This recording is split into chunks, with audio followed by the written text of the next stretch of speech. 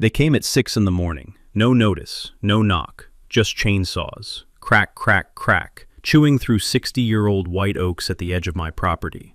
By the time I got my boots on, 4 trees were already stumps. Smoking, sap-bleeding, orange-ringed stumps. The smell hit me like a fist. Fresh-cut wood and 2-stroke exhaust, still thick in the cold morning air. I walked straight up to the woman running the show. Pressed blazer, HOA lanyard, standing on my land like she owned it. She looked me dead in the eye. We're clearing this for water drainage. We have every right.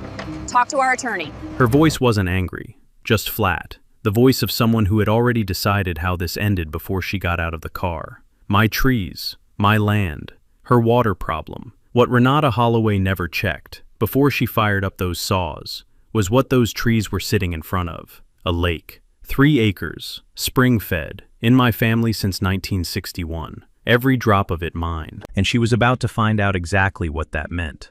What would you do if you woke up to this? Drop it below. And where are you watching from? My name is Garrett Winslow, 53 years old, 3rd-generation Tennessean, and I have exactly 0 interest in drama.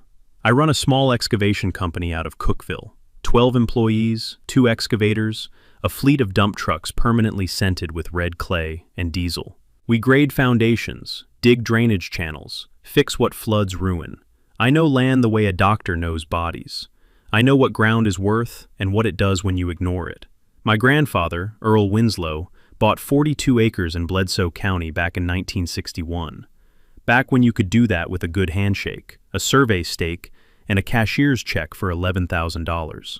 He built a house, cleared fields, and left the back 20 acres wild because a natural spring-fed lake sat back there. Roughly 3 acres, quiet and cold, and full of largemouth bass the size of your forearm.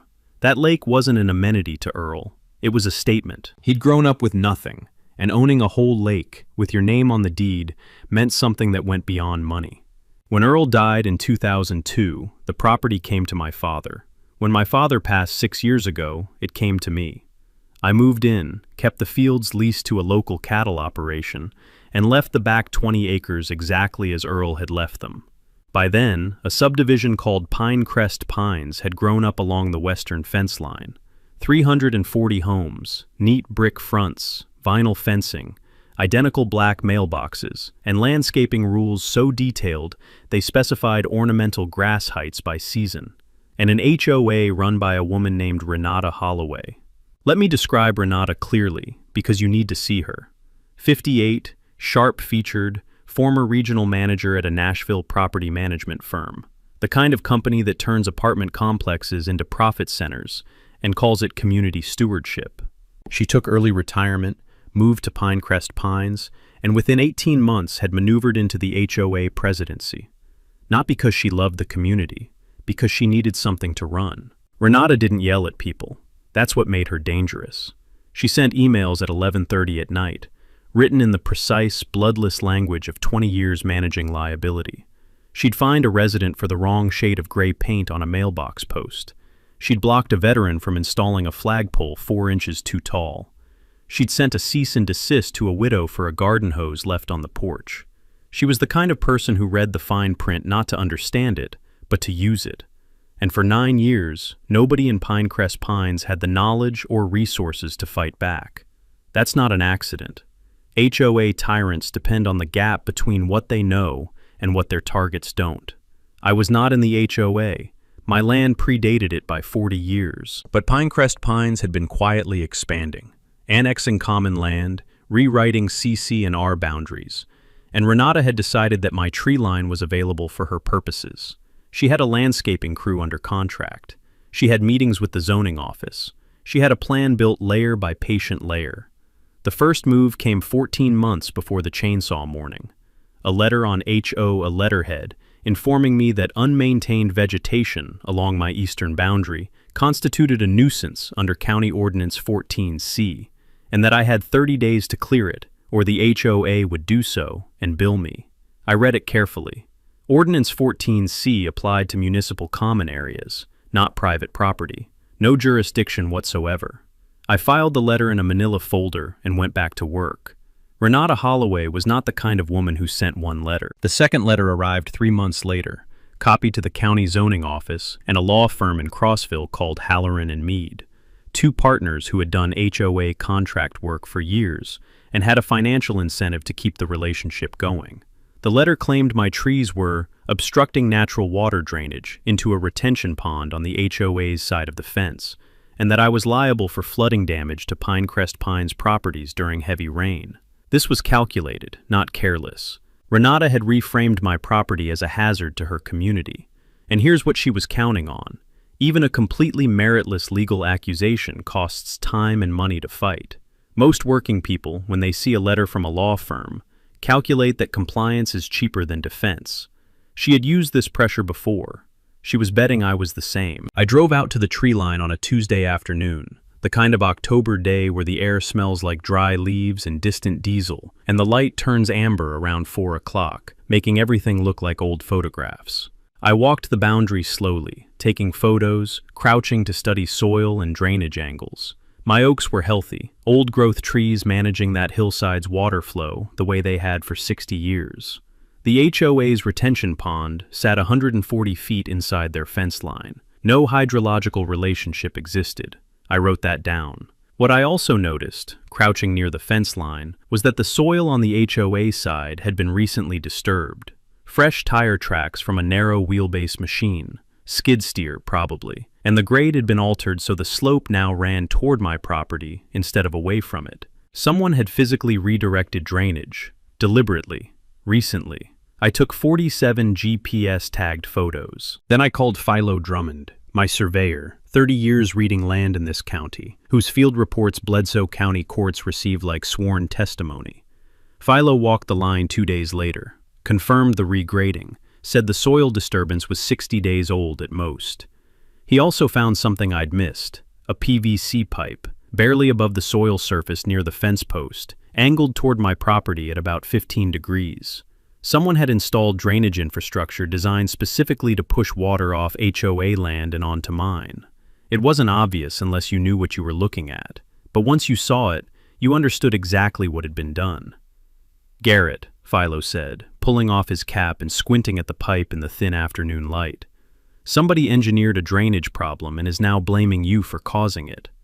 The crunch of gravel under his boots was very loud in the silence after that sentence.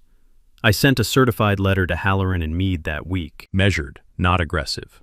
I informed them that I had retained a licensed surveyor who had documented unauthorized land modification along the boundary, that I was preserving all evidence, and that all future communications should go to my attorney. I didn't have an attorney yet, but they didn't know that. The tone of that letter bought me 10 days.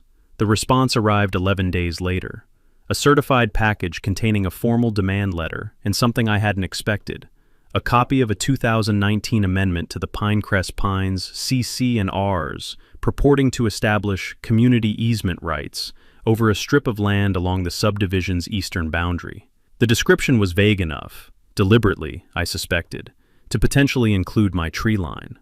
They were claiming an easement on my land, filed 3 years ago, that I had never been notified of, never signed, and never agreed to. The demand letter gave me 60 days to acknowledge the easement, remove the obstructive vegetation, and reimburse the HOA $4,200 in administrative and landscaping preparation costs already incurred. I read it twice.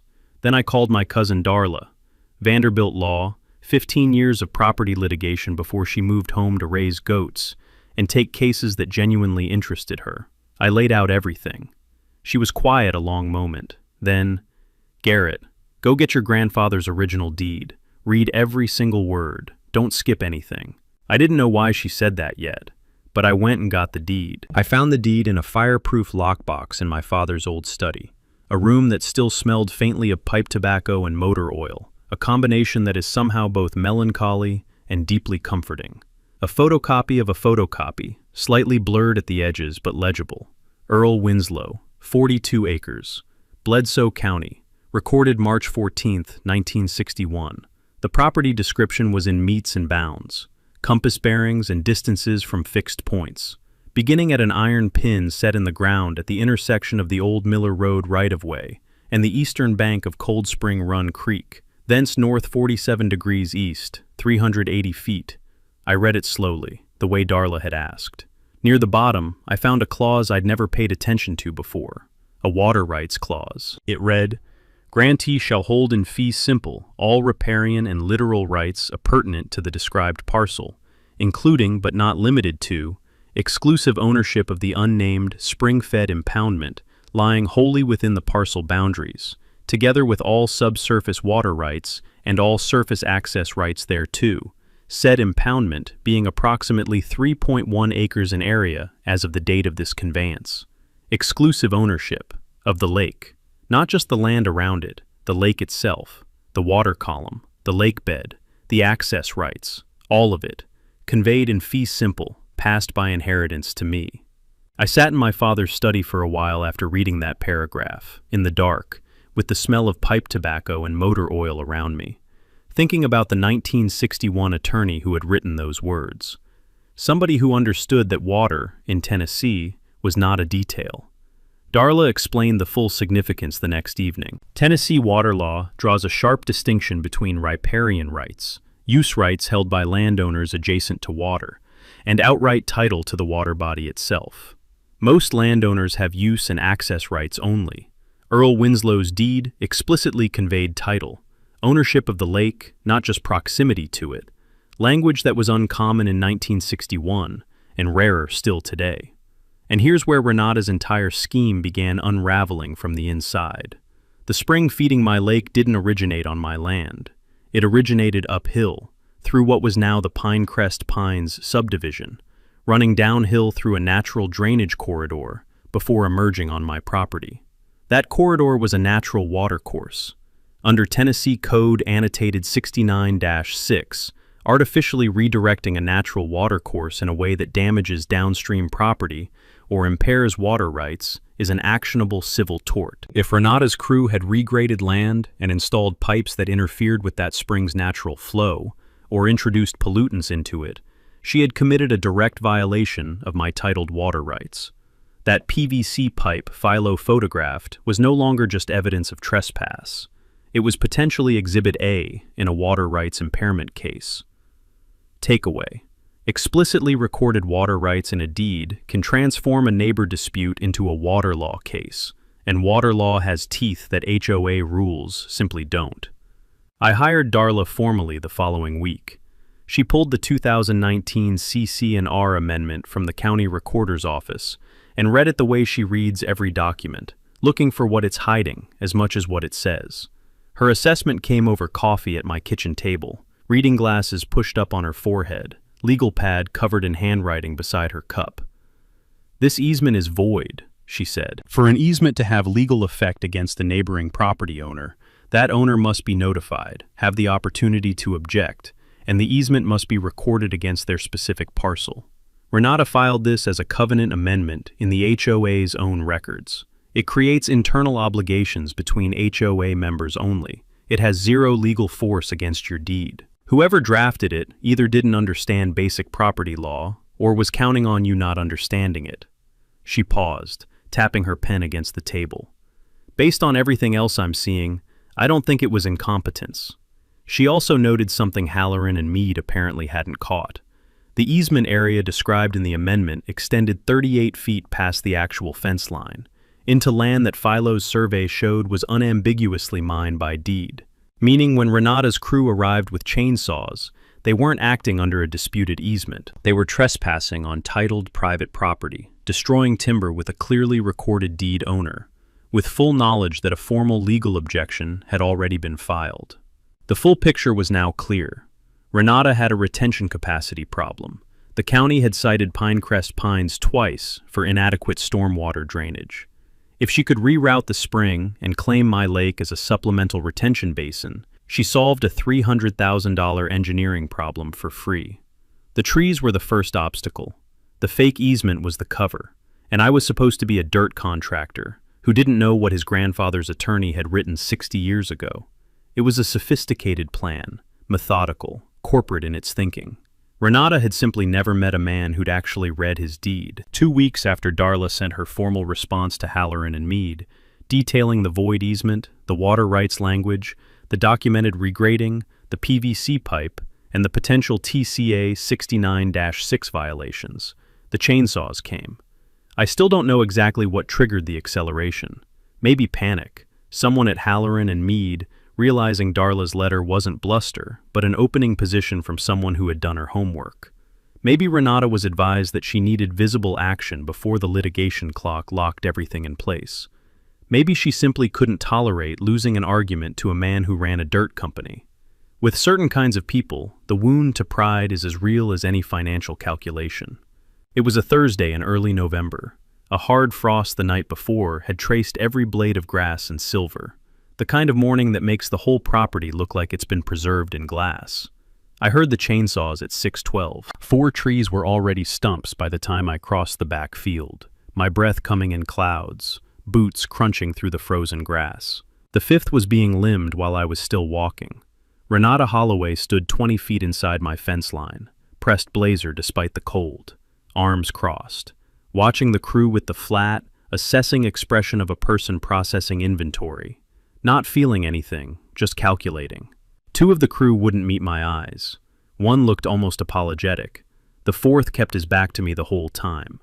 I won't tell you what I said first. It wasn't measured, and it lasted about 30 seconds before I caught myself. Because I understood 2 things simultaneously. Losing my temper would help Renata, and I had been preparing for exactly this moment for weeks. I pulled out my phone, turned on video, said clearly, "Ms. Holloway, you are standing on the private property of Garrett Winslow. I have not authorized any work on this land, and I have not granted any easement. Please identify yourself and have your crew stop immediately." She didn't flinch. "We are acting under the community easement established in the 2019 CC&R amendment. This vegetation is being cleared pursuant to the HOA's rights under that document. If you have an objection, direct it to our attorney." "Please say that again for the camera," I said. She did, nearly word for word. Whatever else you could say about Renata Holloway, she had discipline. I called the Bledsoe County Sheriff's Department while the crew was still running saws. Deputy Sorrells arrived in 20 minutes. 5 trees were gone by then. 5 white oaks that had been standing on this land since before Renata was born. I showed Sorrells my deed, Darla's letter, Halloran and Mead's response, and Philo's GPS survey on my phone. The fence line and work area overlaid in red. Sorrells told the crew to cease operations and told Renata this was a civil property matter requiring resolution before further work could proceed. She cited established community rights in the tone of someone who finds bureaucratic process mildly inconvenient. Deputy Sorrells was unmoved. The crew packed their equipment. Renata walked to her black Lexus SUV without looking back. 5 stumps in the frost. That smell again. Fresh cut wood, cold air, and underneath something sour from the exposed root systems, like the earth reacting to what had been done to it. Darla filed 3 actions the following Monday. First, trespass seeking compensation for the willful removal of 5 mature white oaks from titled private property. Under Tennessee's timber trespass statute, TCA 43-26-101, damages for willful cutting can be trebled. A certified arborist assessed the trees, 5 60-year-old white oaks on a property with titled water rights. Assessment, $34,000. Trebled under the statute, $102,000. Takeaway. Tennessee's timber trespass law allows treble damages for willful cutting. Removing someone's trees without legal right can cost 3 times the tree's appraised value. Second, a petition to void the 2019 CC&R easement amendment as applied to my parcel, never properly noticed to me as the adjacent owner, never recorded against my title, describing land unambiguously mine, under a deed predating the HOA by 40 years. Third, a formal complaint to the Tennessee Department of Environment and Conservation, alleging unlawful alteration of a natural water course and potential impairment of private water rights, with Philo's drainage survey and 47G PS-tagged photographs attached. That third filing, Darla noted with calm satisfaction, would generate a state investigation that neither Renata nor Halloran and Mead could manage, delay, or quietly settle. 3 simultaneous fronts: legal, title, regulatory. Renata had built her scheme patiently over years. We had dismantled the foundation in 6 weeks, and were now advancing from 3 directions at once. She had played stupid games on my land. Now it was time for prizes. The TDEC investigator was a compact, businesslike woman named Agent Pruitt. Mud boots, clipboard, water sampling kit, and the systematic focus of someone who has watched a lot of people try to hide what they've done by burying it slightly below the surface. She found the PVC pipe Philo had documented. She found 2 additional pipes he hadn't identified, older, partially buried, installed years before the recent regrading. And she found something none of us had anticipated, evidence that the Pinecrest Pines drainage system had been discharging nutrient-loaded stormwater runoff into the natural spring corridor for at minimum 5 years, without a permit, without notification, without any treatment or remediation. The spring feeding my grandfather's lake had been receiving residential stormwater runoff, lawn fertilizer, driveway oil drip, everything that washes off 340 homes during a rainstorm, year after year, quietly. The on-site water testing came back with phosphorus and nitrate levels consistent with chronic residential discharge. The bass had been getting smaller, the aquatic vegetation had been thickening. I'd been watching the lake degrade for 6 years and blamed drought. It wasn't weather, it was Pinecrest Pines. But here is what changed the entire dimension of the case. Here is what Darla called me about at 9:30 on a Wednesday night, her voice carrying that particular quality of controlled excitement that good litigators develop when the discovery is larger than the lawsuit they started with. Agent Pruitt had cross-referenced the discharge findings with county environmental records and found that Pinecrest Pines had applied for a stormwater discharge permit in 2017 and been denied. The denial cited specifically that the proposed discharge point fell within the watershed of a privately owned water body, the spring corridor leading to my lake. The county had reviewed the application, identified my downstream water rights, and said no. Renata's organization had received that denial in writing, then proceeded to discharge anyway for 5 more years. That shifted the regulatory violation from negligence to willful non-compliance. Civil penalty exposure jumped significantly. Then Darla found the thread that unraveled the board entirely. The 2019 CC&R amendment had passed on a 5-member board vote. 3 of those 5 also sat on the HOA Landscape Subcommittee, the group that had contracted the drainage infrastructure work. 2 of those 3 had personally signed the landscaping contract, including the pipe installation. They had voted to create legal cover for a project they had directly authorized and overseen, without disclosing that relationship to the membership. Under Tennessee HOA law, a board member who votes on a matter in which they hold an undisclosed personal interest has potentially breached their fiduciary duty to 340 homeowners who trusted them. This wasn't overreach, this was self-dealing, documented in board minutes now in our possession.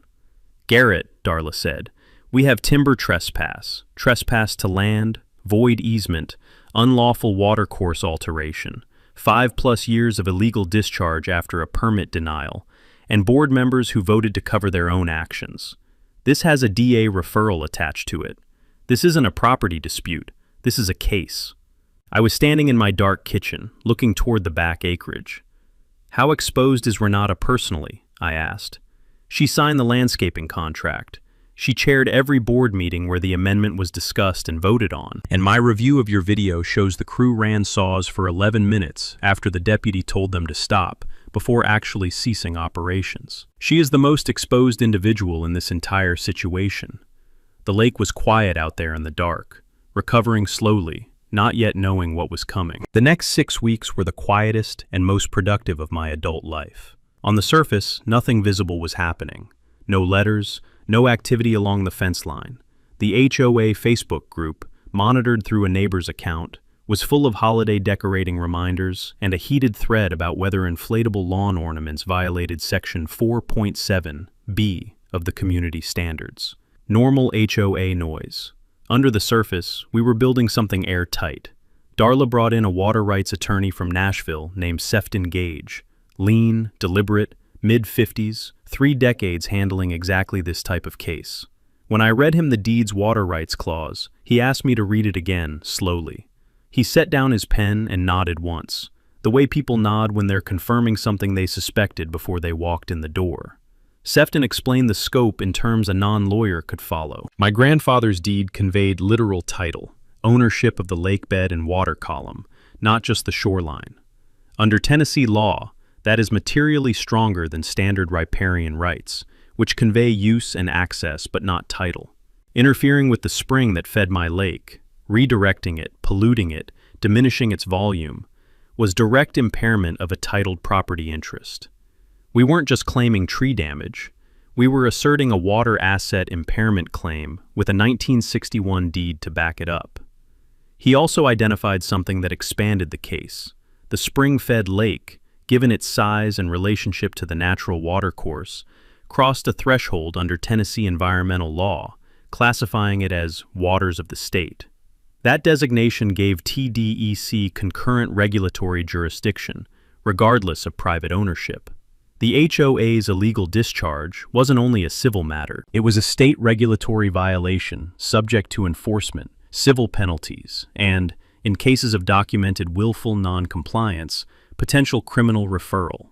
Takeaway: when a privately owned spring-fed lake qualifies as waters of the state, regulatory agencies like TDEC can pursue enforcement independently, removing the matter from the HOA's ability to quietly settle.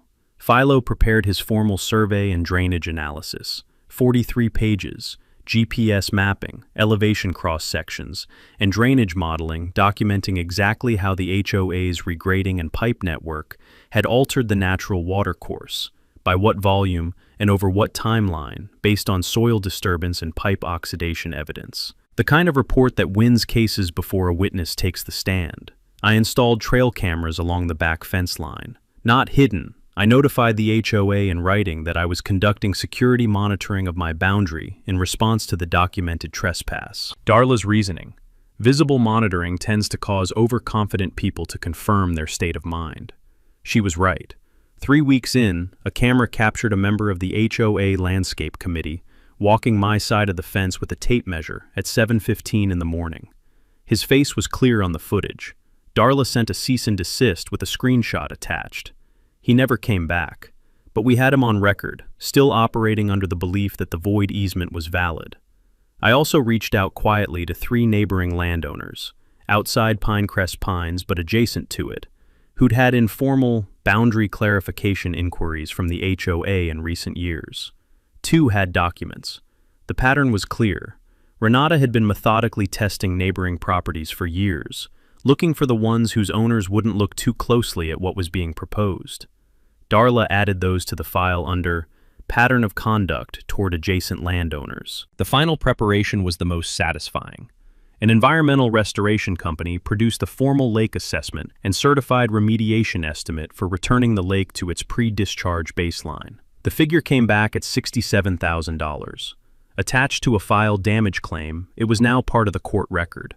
Total exposure on the table: $102,000 in treble timber damages, $67,000 in environmental remediation, recoverable attorney's fees under Tennessee's bad faith statute if we prevailed, TDEC civil penalties estimated at $34,000 minimum. Combined, well over $250,000, with Renata personally named in the trespass and fiduciary breach claims. Renata still thought this was a vegetation management disagreement. The Pinecrest Pines annual homeowners meeting was scheduled for the second Saturday of February. All 340 households were entitled to attend. The venue, the community center on Pinecrest Boulevard. Beige walls, folding chairs, a podium at the front, a whiteboard on wheels that had seen better decades. We circled that date on the calendar and started counting down. The week before the annual meeting, Renata made her move. 3 moves simultaneously, which is what people do when they're frightened but haven't admitted it to themselves yet. Each one calculated, each one backfired. Move 1. She emailed my excavation company's largest client, Whitford Properties, a commercial real estate developer in Cookville, 9 years of continuous work, stating that Garrett Winslow's company was currently under investigation by TDEC for environmental violations related to a neighboring property dispute. That email was forwarded to me within the hour by Whitford's project manager, with a single line: "Garrett, thought you should see this. We know what's actually happening, not going anywhere." This was textbook defamation. I was not under investigation. TDEC's investigation was directed entirely at Pinecrest Pines. Renata had taken a true fact, that a TDEC investigation existed and reassigned its subject in writing to a named third party with the specific intent of causing economic harm. Darla added the defamation claim before I finished reading the forwarded email. Under Tennessee defamation law, damages for business interference don't require proof of actual financial loss when the false statement is made with knowledge of its falsity. Move 2. Renata posted on the HOA Facebook group, 1,100 members, a platform she'd controlled for 9 years, that a neighboring landowner has filed frivolous legal claims in an attempt to interfere with routine community maintenance, and that the board is fully confident in its legal position. No mention of timber trespass, no mention of water rights or the $250,000 in filed claims. No mention of the TDEC investigation, the void easement, the illegal discharge, or the board members who voted to cover their own actions. The post got 209 likes. It also generated 7 questions from homeowners, asking what the claims actually alleged, whether trees had really been cut on private property, and whether the membership could review the filed legal documents. Renata deleted all 7 comments within 40 minutes. My neighbor had screenshotted all 7 before they disappeared. Darla added them to the file. Deleting good faith membership questions about material financial risk had a name in fiduciary duty law, and it was not a flattering one. Move 3. Renata filed a complaint with the county zoning board, asserting that my unmaintained back acreage constituted a blighted area under county ordinance, requesting a formal inspection. The intent was layered: put me on defensive footing with county government, create a public record suggesting I was the negligent party, and cloud the TDEC picture by implying a legitimate dispute existed about whose land was the problem. The county inspector came out on a Wednesday. He walked 42 acres of healthy woodland, a spring-fed lake with elevated nutrient levels clearly originating from upstream residential sources, and 5 very fresh, very large tree stumps. His report found no violations on the Winslow property. It also noted, because he was thorough, evidence of recent alteration to a natural drainage feature along the eastern boundary, which he flagged for TDEC follow-up. Renata had sent a county official to my property to discredit me. That official produced a government document corroborating my account of what had happened at the boundary. I did laugh when Darla read me that paragraph. I'm not ashamed of it. Through all 3 moves, Darla held me to one standard: do not respond publicly. Not on Facebook, not in letters, not in person. Every aggressive action Renata took was being documented. Every move was deepening the pattern. We were not playing defense. We were watching someone dig their own foundation and taking careful notes. The one thing I did, quietly, was visit a woman named Vera Castleberry. Vera was 81, had lived in Pinecrest Pines since its founding, and served on the original HOA board before Renata consolidated control. She called me unprompted, said she'd heard what was happening, and had been approached by 2 current board members about settling the matter quietly before the annual meeting. She wanted me to know. She also had HOA board meeting minutes from 2016 onward, including every meeting where the drainage scheme was discussed and the easement decision was made. She had kept them because something about those meetings had made her deeply uncomfortable, and she had learned, in 81 years, to keep physical copies of things that made her uncomfortable. Vera mailed me a 140-page envelope the following Wednesday. Darla drove out that evening, sat at my kitchen table, and read every page. It was, she said quietly, like someone handing you a searchlight when you were already holding 3. The week before the meeting, I did something Renata had no framework for, because in her model of power, people like me didn't do things like this. I went to see the Pinecrest Pines homeowners, not all of them. The ones who had asked pointed questions before Renata deleted their comments. The ones Vera had identified as privately uncomfortable with the board's direction. The ones who had, over the years, pushed back even slightly against the HOA's more aggressive moves. 6 doors across 5 days. No attorney, no stacks of documents. I brought 2 things: a 1-page TDEC complaint summary and the water rights clause from my grandfather's deed. I introduced myself as the neighbor whose trees had been cut without notice, and I told each of them, plainly and without legal jargon, that their HOA board had exposed the entire Pinecrest Pines membership, every household, every owner, to significant financial liability through decisions made without disclosure, without a membership vote, and without independent legal review. Here is what Renata had apparently never explained to her homeowners, and what I made very clear.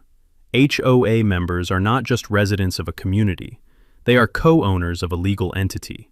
When that entity loses a lawsuit, the judgment is paid from reserve funds every homeowner contributes to through annual assessments. When reserves are insufficient, which HOA boards chronically underfund, the board can levy special assessments against individual properties to cover the shortfall. In cases where board members acted outside their authority or in bad faith, those directors face personal liability. The membership had a right to know this. Nobody had told them. I watched each of those 6 people go through the same sequence. Confusion, then comprehension, then anger. Not at me, at the board, at Renata. One man, a retired electrician named Walt, told me in a voice gone very flat and very quiet that Renata had pushed the 2019 C&R amendment through at a meeting where 12 homeowners attended, on 3 days' notice, and had described it in the meeting announcement as a routine update to common area maintenance provisions. She put parking update in the subject line of the email, Walt said, so people didn't come. Nobody drives out on a Tuesday night over parking. And then she passed an amendment that grabbed your land, with 12 people in the room, 4 of them board members. A parking update. That had attempted to claim property my grandfather owned since 1961. I asked Walt if he'd say that publicly, at the annual meeting, on the record. He said yes, immediately. The tone of that yes told me he had been waiting for a place to say it. Meanwhile, Darla had been managing a parallel track. A property rights journalist, a freelancer covering HOA abuse cases for a regional outlet with a substantial Tennessee readership, had reviewed our public court filings and spoken with 2 other neighboring landowners who'd received boundary inquiries from Renata. His story was written and ready. Darla had negotiated the timing carefully. It would publish the morning after the annual meeting. We didn't want Renata to see it coming and cancel or reschedule. Sefton had secured a temporary restraining order, preventing any further HOA work within 50 feet of my property boundary, pending final resolution of the litigation. Renata's attorney objected. The judge's response was 11 words. The property interest at stake is clear and the risk is real. TRO granted. We arranged for a certified court reporter to attend the annual meeting. HOA meetings are recorded proceedings under the bylaws, but those recordings belong to the HOA. An independent court reporter created a neutral transcript belonging to no party and admissible in any proceeding. Renata had no grounds to exclude her. She would sit in the back, machine running, capturing every word. On Thursday, 48 hours before the meeting, Renata's attorney called Darla with a settlement offer. $50,000, written acknowledgement that the easement was valid, mutual release of all claims. We had $250,000 in documented filed exposure, a void easement confirmed by 2 independent attorneys, an active TDEC investigation with a willful non-compliance finding, a defamation claim with the original email as evidence, trail camera footage of committee trespass, board minutes from 2016 through 2019 documenting the scheme's origins, deleted Facebook comments, screenshotted. Walt, ready, willing, and looking forward to Saturday. Vera, front row with her envelope in her good coat. Darla's response letter was 3 sentences. The meeting was in 48 hours. The Pinecrest Pines Community Center holds about 200 people in folding chairs. That Saturday evening, 253 showed up. Word had moved through the neighborhood the way financial fear always moves, person to person, over back fences, with the specific urgency of homeowners who have begun to suspect that something done in their name might cost them money they didn't agree to spend. The journalist was in the back row with a notebook. Deputy Sorrells stood near the side door in plain clothes, present because Darla had informed the sheriff's department that the meeting involved matters under active civil and state regulatory investigation. The court reporter sat against the wall, machine assembled, waiting. The room smelled like burnt coffee and synthetic carpet and the faint chemical sweetness of industrial floor cleaner on old linoleum. Renata stood at the podium in a charcoal blazer, composed, folder in front of her, attorney at the table to her left. She looked exactly as she always looked, the most prepared person in the room, the person who had already read every document and calculated every outcome. Darla and I sat in the third row. Sefton was 2 seats to my left. Philo was behind us. Vera Castleberry occupied the front row center seat, her 140-page envelope on her lap, wearing her good wool coat.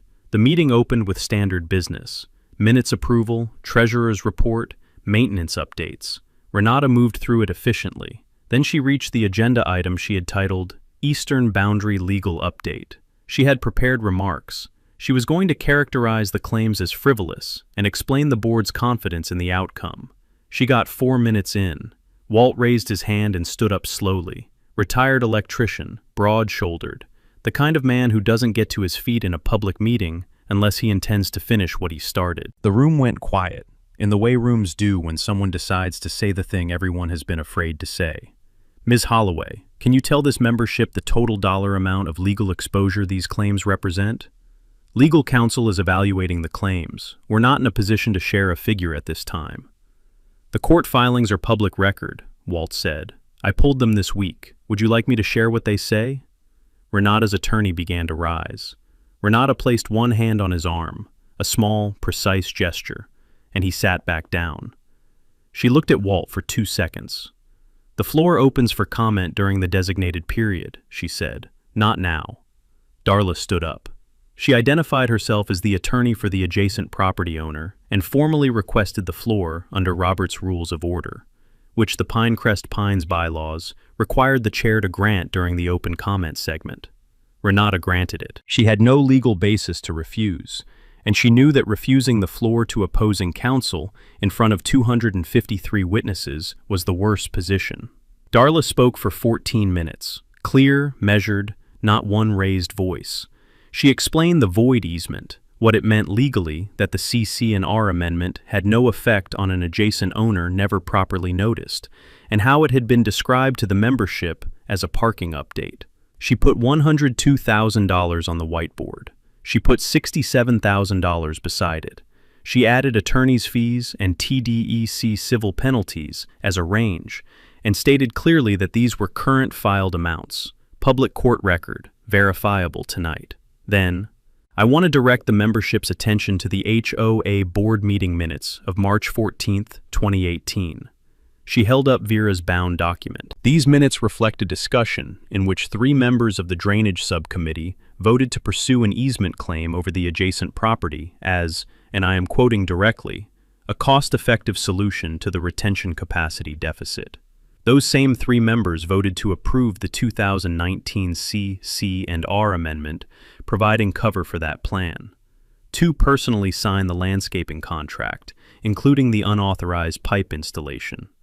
Under Tennessee law, a board member who votes on a matter in which they hold an undisclosed personal interest has potentially breached their fiduciary duty to this membership. I strongly suggest every homeowner in this room consult independent counsel regarding your individual exposure as co-owners of this entity. 253 people exhaling at once sounds like a pressure valve releasing. Renata's hands were flat on the podium. Her attorney was on his feet. Walt was standing, talking. 3 other homeowners were up. The court reporter's machine clicked steadily. The journalist had stopped writing and was just watching. Then Vera Castleberry stood up. 81 years old, barely 5'2", in her good wool coat. I seconded the motion to table the 2018 discussion, she said, her voice carrying clearly. I told the board that what they were proposing was wrong. I was outvoted 4-1. I have kept these minutes since that night because I knew this day would come. I am glad it has. 3 seconds of silence. Then it was over. Renata Holloway resigned the presidency of the Pinecrest Pines HOA that evening, stated in the same flat, controlled voice she used for everything that she was stepping down effective immediately, gathered her folder, and walked out. Her attorney followed without speaking. The 2 most implicated board members recused themselves before the membership could formally call for their removal. The remaining board member, a quiet woman named Pat, outvoted on nearly every relevant decision for 3 years, was asked to serve as acting president. She said yes, and the expression on her face was the most honest thing that had happened in that community center in a very long time. The settlement came 8 weeks after the meeting. The HOA, acting through its reconstituted board and new legal counsel, agreed to payment of $118,000 in combined timber trespass and environmental remediation damages, formal retraction and county-recorded voiding of the 2019 easement amendment, complete removal and professional remediation of all unauthorized drainage infrastructure at the HOA's sole expense, a binding stormwater management covenant designating my spring corridor and lake as a protected downstream interest in perpetuity, and a written public apology printed in the HOA quarterly newsletter and posted on the community's official website for 30 days. Renata Holloway and the two implicated board members were denied HOA indemnification coverage after an independent review found their actions constituted bad faith conduct outside the scope of authorized board authority. All three retained personal counsel. Renata's personal exposure in the defamation claim was settled separately under a confidentiality agreement. I won't give you the number, but her black Lexus SUV appeared on Facebook Marketplace 5 months after the settlement closed. Draw your own conclusions. TDEC issued a notice of violation against Pinecrest Pines with $34,000 in civil penalties for the multi-year unpermitted discharge. The HOA was required to retain a licensed civil engineer to design and implement a compliant stormwater management plan, subject to quarterly state inspections for 2 years. The cost of that engineering and implementation, separate from the penalties, ran another $80,000 from operating reserves. Pat sent the membership a candid letter explaining the special assessment that would be required. The membership approved it, not happily, but honestly. The lake is recovering. We completed remediation last spring, dredged the nutrient-laden sediment from the inlet, restored the shoreline vegetation buffer, reseeded the drainage corridor with native riparian plants. Watching it week by week was almost meditative. The phosphorus levels are down significantly. The water has clarity it hasn't had in 6 years. Last October, I pulled a 3-pound largemouth out of the north end, right where the spring enters the lake, where Earl used to keep his aluminum rowboat tied to a willow root. I sat on the bank for a long while, just listening to the water. There is something about a body of water your family has owned for 60 years. It has weight, it has memory. Earl bought that lake because he loved to fish, and because he understood that water is not a convenience. It is wealth, in the oldest sense. He wrote it into the deed carefully, through an attorney who knew what he was doing. He couldn't have known that those 28 words would be the pivot point of a fight that ended with a corporate cold HOA president walking out of a community meeting, while a court reporter captured every word. But I think he would have appreciated the poetry of it. The Winslow Lake Conservation and Scholarship Fund was established the following spring, funded partly by the settlement and partly by a modest annual access fee for supervised catch and release fishing events, which I opened to the public for the first time through Bledsoe County's 4-H and FFA programs. 37 high school students have fished that lake in the past 2 years. The fund has awarded 3 scholarships to students pursuing degrees in environmental science, land management, or agricultural law. Earl believed in young people who understood how land worked. I think he would have liked these kids. The new HOA, under Pat's leadership, planted 12 native white oak saplings along the eastern boundary, staked and caged, 2 inches in diameter, to replace the 5 trees that were cut. They invited me to the planting. I went. It was a little awkward, standing there in the cold with people I'd spent 6 months fighting in court. But the trees went into the ground, and the roots will hold. So that's what a $434,000 padlock looks like.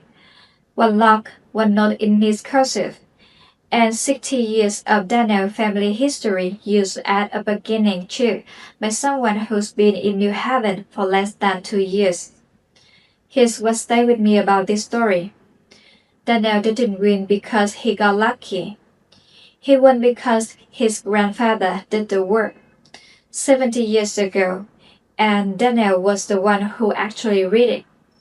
Page 9, a permanently closed nobody had ever needed to use. $8,200 per day. That's not revenge, that's preparation meeting its moment. Most of us own property with documents we never fully read. Easement, covenants, agreements signed before we were born. And somewhere in the pit, maybe pit 9, maybe pit 12, either protect you completely or leave you completely exploded. Beverly found that out the hard way. If you got a gate, a fence, a shared driveway, or any kind of easement on your property, pull the original documents this weekend, not the summary, the original. Because the people who wrote the agreements in 1954 were thinking about fire season. They were thinking about you 70 years later in exactly situation.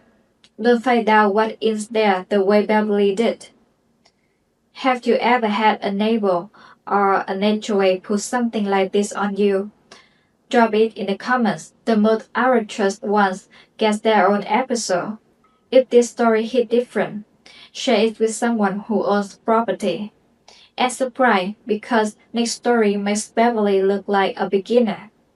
The lock cost her $12. The clause trigger cost her $434,000. Read your documents.